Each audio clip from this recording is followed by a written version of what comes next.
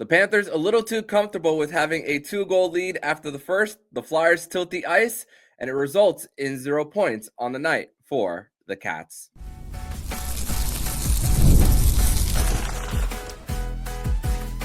You're Locked On Panthers, your daily podcast on the Florida Panthers. Part of the Locked On Podcast Network, your team every day. And welcome into this Tuesday, January 14th edition of the Locked On Florida Panthers podcast, part of the Locked On Podcast Network, where it's your team every day. Thank you for making the Locked On Florida Panthers podcast your first listen of the day. I'm Armando Velez from the Hockey News. You follow me on X at MondoMan12. Follow the show account on X and Instagram at @LO_FLA Panthers. And shout out to the everydayers who come back here and get your daily Florida Panthers fix. Today's episode is brought to you by FanDuel. And you can start the season with a big return on FanDuel. New customers can place a $5 bet and you'll get started with $200 in bonus bets if you win your first $5 bet. Visit FanDuel.com to get started. So, good morning, Panther fans. Grateful to be back here on the show to discuss everything in the world of the Florida Panthers, even if it's in a losing effort for the Cats, as the Panthers, they get up to a 2-0 lead, one of them being shorthanded, and in a span of a minute and 35 seconds for the team. But that was basically the control that the Panthers really had, as we were starting to see signs of the Flyers really controlling the play with how often they were getting in on the rush. And then after the first 20 minutes for this one, a 14-6 shot on goal advantage for the Flyers going into the second period, cutting the deficit to 1.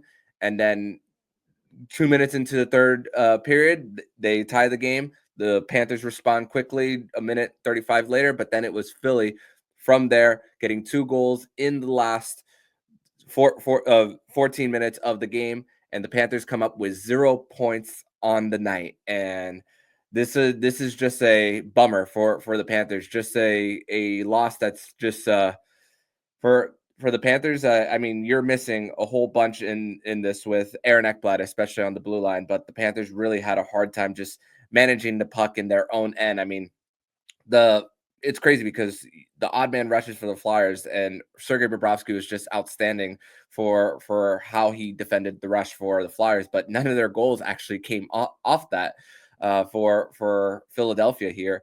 And I mean, think about this with Alexander Barkov going into the box, Sam Reinhart getting that shorthanded goal with that move around Travis Konechny and then roofing it above Samuel Ersson. And in the first period, the PK was humming. I mean, after going to the box twice. And one of the notes that I had for after the first period was Anton Lundell, for him just taking a whole bunch of calculated risk with taking the puck up the red line and getting the proper change for them, and just how he was battling around the boards for the Panthers. That was one player that I thought really stood out, even in the loss for the Panthers. But yeah, and then catching the Philadelphia Flyers in a line change, Uvis Belinskis allows Cam York to get back into his own end, causing a screen on Samuel Ersson and then beating him 5-hole.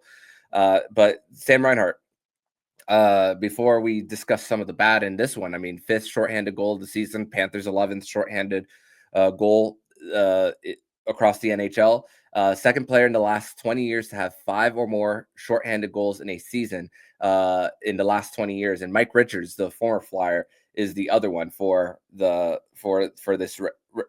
this consecutive streak in the last 20 years. And most special teams goals since the start of the 2023-24 season, with 46, 18 more than the next best player in that list, Leon Draisaitl, 17 multi-goal games, only 2 behind Austin Matthews in the last 2 years.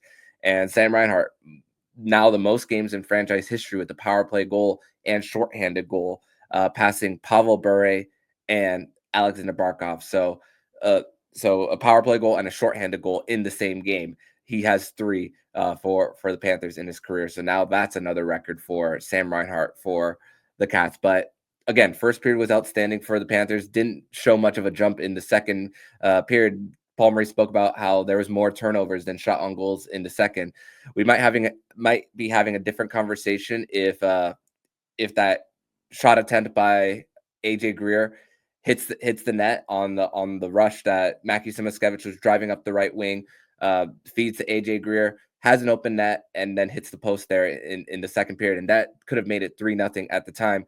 But what Paul Maurice did not include was how many of the shot attempts for the Philadelphia Flyers were getting on net compared to the Florida Panthers. Just pulling up right now, the total shots for the Panthers: 61 shot attempts for the Panthers, 23 of them landing on net, while 45 shot attempts for the Philadelphia Flyers, which is what we call the Corsi category here for the sport. And 29 of 45 of their shot attempts landed on net. So you're talking 2/3 of their opportunities for the Philadelphia Flyers. Just the Panthers' inability to get their bodies in front of pucks and not allow and allowing the Philadelphia Flyers to come in with speed. We spoke about the young speed of these Philadelphia Flyers, and I thought Sergei Bobrovsky, once again, he was actually pretty outstanding with how he was defending the rush. With Matvei Michkov was coming in often. Owen Tippett. There was one rush on Morgan Frost that he stopped. I know Morgan Frost scored a goal for the Flyers here, but the amount of times that we saw that 5-hole just closed for Sergei Bobrovsky on those rush chances. And the thing is, the Philadelphia Flyers forced the Panthers to play more of an East-West game, which the Panthers were gaining the zone, and then you see the gap control there, and then when you see them skate a little bit of that East-West, and then they're just throwing something on net, it's getting blocked or it's going to the boards where they had to go for a little bit of a battle. Panthers won their fair share of board battles, but it still wasn't resulting in getting those loose pucks around the slot to put more pressure on Samuel Ersson on this one. And an example of domination as far as attempts to landing on net was the fourth line. 8-1 Corsi advantage for that fourth line. None of their 8 shot attempts landed on net. And then the 1 shot attempt against for that fourth line, it landed on net. So that was a definite the story of the night for the Philadelphia Flyers and the Florida Panthers here, but also the puck support for the Panthers here on the evening for them. The first goal of the night for the Flyers. I mean, Nico Mikkola fails to clear around the neutral zone, and then I'm not going to put it so much on Nate Schmidt on the support there. Too much there, where you expect Carter Verhage to get back on the back check for the Ryan Poehling there. And then, yeah, people might blame Nate Schmidt for getting his stick in the wrong place, but you're kind of caught on a little bit of an island there when Nico Mikkola is beat around the neutral zone, and then you're the guy that has to recover there for them. But Bob's not completely not at fault for this game, but there was a little bit of rebound control, but at the same time, the defense around Sergei Bobrovsky, especially on the penalty kill, the Panthers would battle it along the boards, and then they're not back in the middle on time to get those clears, which you saw in those 2 goals on the PK of them getting their opportunities on the second chances. And we're seeing really the Panthers how much they are missing someone like Aaron Ekblad, which he won't play tonight once again for the Panthers. I mean, Schmidt playing 6 minutes more than his average. I mean, yeah, he's playing on power play 1 right now for the Panthers. I mean, it's it's bad with the injuries when you're having that situation. But this is also something in the offseason that we even spoke about. Even Nate Schmidt going back to Washington about just getting his opportunities on the power play, penalty kill, talking about how he will play any position, any part of the team that he is asked to do. But this is not something that he gets heavy minutes on for them. And yeah, the Panthers scored on the power play due to Matthew Tkachuk retrieving the puck and then drawing, I believe it was Jamie Drysdale to him right before he fed to Sam Reinhart.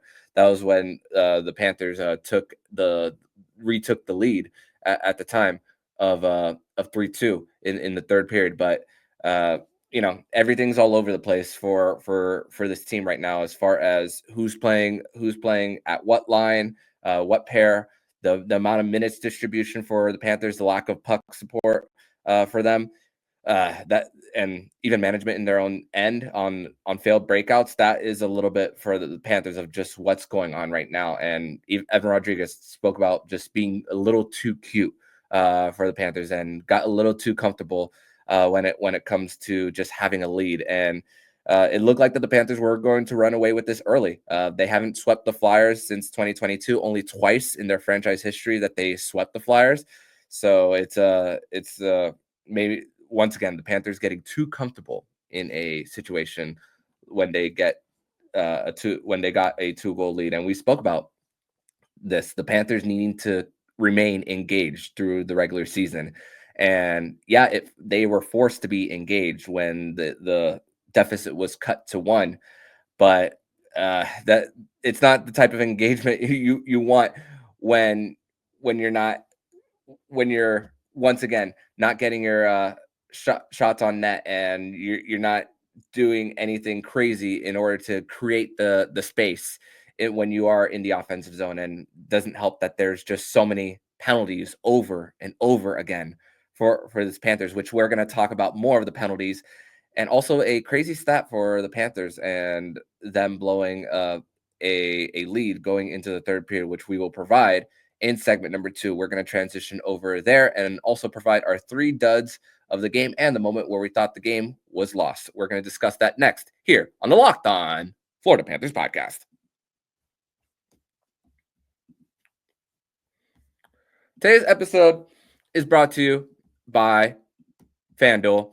And from big upsets to game-winning drives, the NFL playoffs are better with FanDuel, because right now new customers can bet $5 and get $200 in bonus bets guaranteed. That's $200 in bonus bets, win or lose. The FanDuel app gives you everything you need to place live bets, same game parlays, and so much more. Just visit FanDuel.com to join today and get started with $200 in bonus bets. That's FanDuel.com. Make this playoff season unforgettable with FanDuel, an official sportsbook partner of the NFL.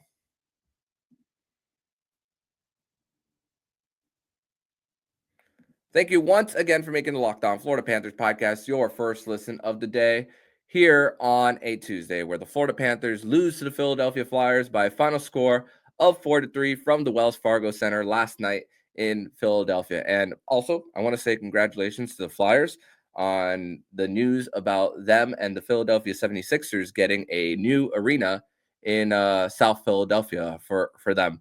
So congratulations to them and their fans here. Also, another strange third period for the Panthers against the Flyers. I mean, yeah, the last matchup, 4 or 5 on the power play. We spoke at the time about that, how that's not a recipe for success, how you'll take the win at that time. Of course, Spencer Knight in the net for that matchup for the Panthers there. And then for this one, just another one where, yeah, you get a shorthanded goal, a power play goal for the Panthers, but just the amount of, once again, 5-on-5 play has just been a little bit of a struggle, especially defensively for the Cats here, which face-off wins for the Flyers took advantage of them for them, especially when Jamie Drysdale walked the blue line for the Flyers and then got it from high to low on that power play goal by the Flyers there for them. But another crazy stat for the Panthers is this was the first time since January 12th, 2023, that the Florida Panthers lost in regulation when going into the third period with a lead. A stretch of 85-0-4 before last night. So it was going to end one day for the Panthers. We just were hoping that it was going to last longer than last night for the Panthers. Here's also a little bit of a trouble that's going on for the Panthers is we spoke about the penalties, but PIM differential. And this includes Matthew Tkachuk's 10-minute misconduct against the Pittsburgh Penguins last Friday. They're minus 34, which is astonishing for this team. I mean, yeah, it's an aggressive bunch. They are going to get in your face but you are not giving yourself a chance when you're going to the box an average of 4.5 times in the last handful of games for the Panthers. 20 of 27 to start the new year. Already 7 power play goals against for the Cats. Yeah, they're getting their shorthanded goals, and they have the best differential in the NHL on the PK, but this is not the start that you are hoping for in that part in that department for the Panthers, especially when at times to start the year that they've struggled to find the puck in the back, put the puck in the back of the net themselves. And you're just putting yourself behind the 8 ball consistently when you are going to the box. It's not even about the power play goals against even for them, but just the amount of times that you are taxing a guys like a Gustav Forsling on your blue line for them.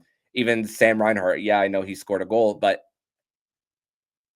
that you're taxing some of those guys. So the guys need to do a little bit of a favor for those guys, especially.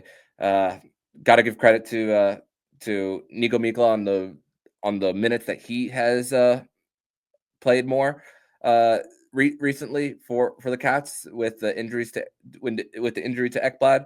So it's a lot to ask for this defense group right now for the Cats. But let's go to our 3 duds of the game. One of them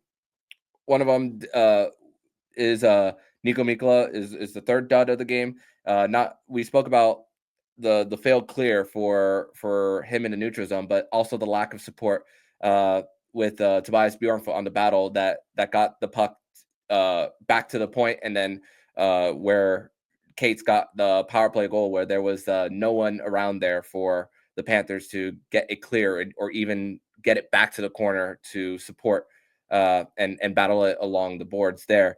So that is a third dud of the game for the Panthers. Second one is Carter Verhaeghe. I spoke about earlier about the late on the back check on Paling on the feed, and once again, the he got 3 shots on goal, but the amount of zone time that the when he was on the ice uh, was tilted in the Flyers' direction for him when he was on the ice for him, and there was also some line changes for Paul Maurice later in the game where they put Verhaeghe back with Sam Bennett and Matthew Tkachuk, and Luosterainen went back with Anton Lundell, which we'll speak about just in a few moments here in this segment.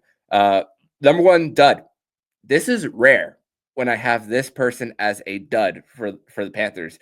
Alexander Barkov. He was the number 1 dud for me on Monday night, excuse me. 2 minor penalties. Yeah, we spoke. The penalties are.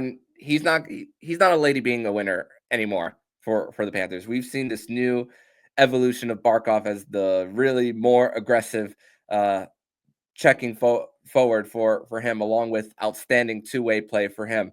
And that's going to cause some penalties, but an irresponsible penalty in neutral zone for him, and also the shorthanded goal that Sam Reinhart scored. That was because Alexander Barkov was in the box for him on that one. But also, I want to give credit to Jesper Boquist for taking that spot with Sam Reinhart on the top PK unit, which Jesper Boquist had an outstanding back check early in the game. Not early in the game, but it was in the third period. Excuse me, where right before the Philadelphia Flyers tied the game, there was a pass to Matvei Michkov, and then Jesper Boquist is there to deny it. But unfortunately, they score on that same power play. So that was a sign of great PK play by Jesper Boquist there. So he once again singing so many praises for this guy, and you're missing 2 guys on the PK when Alexander Barkov goes to the box twice for him. And again, that when you are already down a man, and even though the Philadelphia Flyers are one of the worst power play units in the entire league, you're not doing yourself any favors with when you are going to the box, and it's possibly it's the best two-way forward in the NHL as one of those guys. So you're not helping your cause. And 0 shots on goal. Yeah, 0 for and on the game-winning goal by the Philadelphia Flyers, not necessarily Barkov's fault. The Panthers were coming in on a counter. They had 4 guys below the hashes, and an incredible play by the Flyers to get that puck out of their zone to begin with. And then number 2, the positioning of Alexander Barkov around Noah Cates. You going for the check, and then Cates just goes around him and then scores on that rush on the counter for the Philadelphia Flyers. You're like, wow, that's a rarity for Alexander Barkov there. And although Alexander Barkov stopped an empty net situation for the Flyers when they were 6-on-5 and the Panthers were on the ice for over a minute, it was just this was for Barkov one of the one of the worst games that I've seen him play for the Panthers here. As far as the moment where I thought the game was lost, I thought the part where the game was lost when the third line was pushing shortly after the Philadelphia Flyers took the 4-3 lead. Lusto got 2 shots on net. The rebound actually came to him. Samuel Ersson was on his side, trying to get the glove up, and then Anton Lundell on the follow on the third opportunity for him lost his stick, and somehow the puck did not find the back of the net for the Florida Panthers there. And when you have that much pressure with less than 3 minutes left for the Florida Panthers there, and Ersson makes that save, which Ersson has had some great games against the Panthers over the last two years for him. Remember, Philadelphia won the season series last year. That was the one that was one of the matchups where we looked at it last year and just scratched our heads about how the Panthers have lost to the Flyers over the last few. Those are the ones that you just look at as like, oh, okay, this is the one team that the Panthers just don't match up well with for some reason. I mean, it's a John Tortorella coach team. They are as tough as their city identity is for them, and also they're coming off another emotional win from Saturday against Cutter Gauthier, as we mentioned even in our preview show for that. But that is so for the Panthers, it's just for them. They have to go back to looking at what they did wrong with how they're pressuring in the offensive zone, and hopefully that it's not resulting in getting out of position with a whole bunch of these stick infractions for them. But also with the Panthers, once Luostarinen and Lundell went back together, that line was humming. No shots on goal against for that group. And like I said, that they put a lot of pressure on Samuel Ersson towards the end of the game. Will it be a reunion? Will Carter Hagee be reunited with Sam Bennett and Matthew Tkachuk again in New Jersey? Well, that's something that we will see, as the Panthers won't skate today, and they'll have to bounce back on Tuesday night against New Jersey Devils, which we're going to transition to and discuss more about that in segment number 3 here on the Locked On Florida Panthers podcast. Today's episode is brought to you by Rocket Money. And did Rocket Money help you find any subscriptions you forgot or that you were paying for twice? That's definitely happened to me. I've had a few subscriptions that I didn't even realize I was still paying for, and Rocket Money made it so easy to track them all down. It's like having a personal assistant for your finances. Rocket Money is a personal finance app that helps find and cancel your unwanted subscriptions, monitors your spending, and helps lower your bills so you can grow your savings. It brings everything together in one place, whether it's subscriptions, your spending habits, or even goals you want to hit this year. Rocket Money has over 5 million users and has saved a total of $500 million in canceled subscriptions, saving members up to $740 a year when using all the app's premium features. Cancel your unwanted subscriptions and reach your financial goals faster with Rocket Money. Go to rocketmoney.com/lockedon today. That's rocketmoney.com/lockedon. rocketmoney.com/locked on.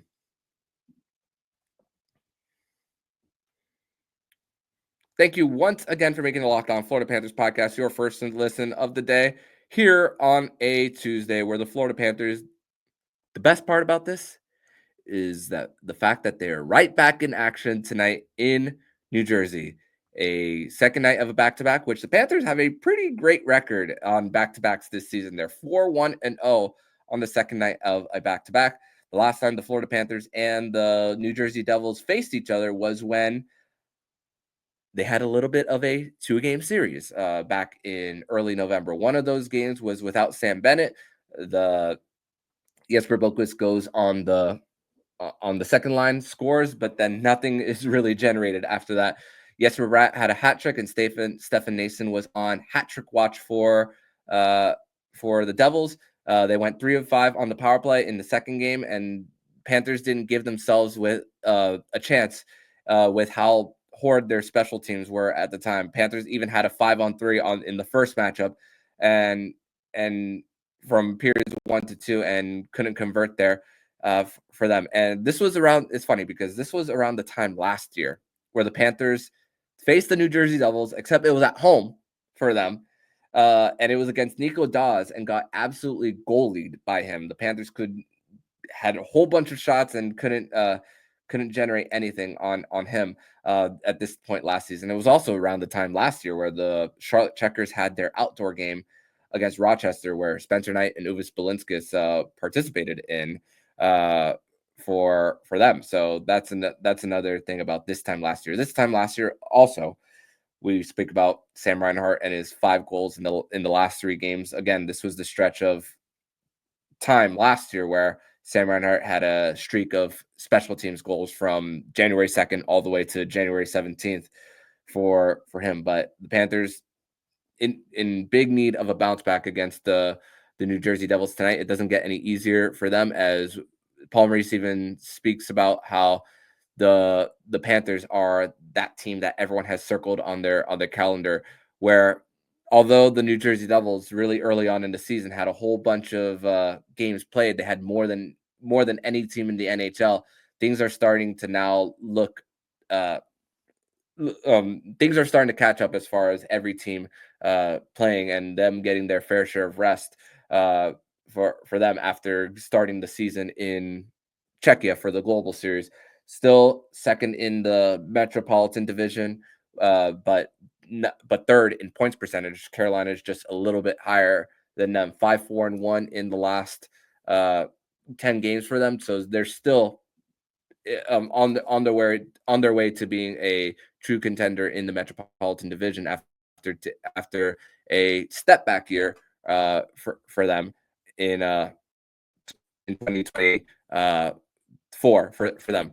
But it's funny because this was also the series earlier in the year where the highlights was Jonah Gadjevich and the fights with Brandon Dillon in the first one, and then the second matchup was Jonah Gadjevich versus Curtis McDermott in the second one. So although Jonah Gadjevich will not play on Tuesday night, he's still dealing with his injury, didn't travel with the team for them. The Panthers and the Devils usually come up with very physical games for them, as once again, it's another speedy young team for the Devils and it's not necessarily young anymore. We spoke about it even with our crossover with Trey Matthews of Locked On Devils that, yeah, you think about it, it's 6 years since Jack Hughes got drafted. So he is pretty seasoned. Him and Nico Hischier. I mean, it's a 1-2 punch in the top 6 for them.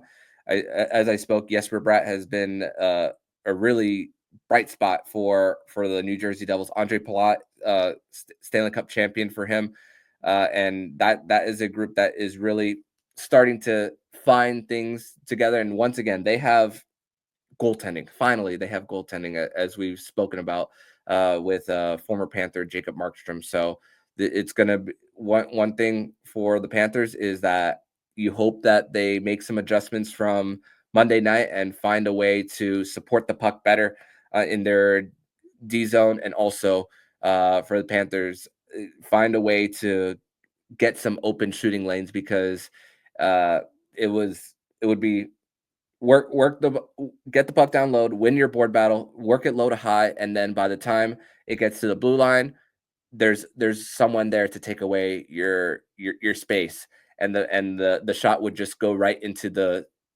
body or stick of the opposition, which we hope that the Panthers hopefully adjust in on Tuesday night for their matchup against the New Jersey Devils.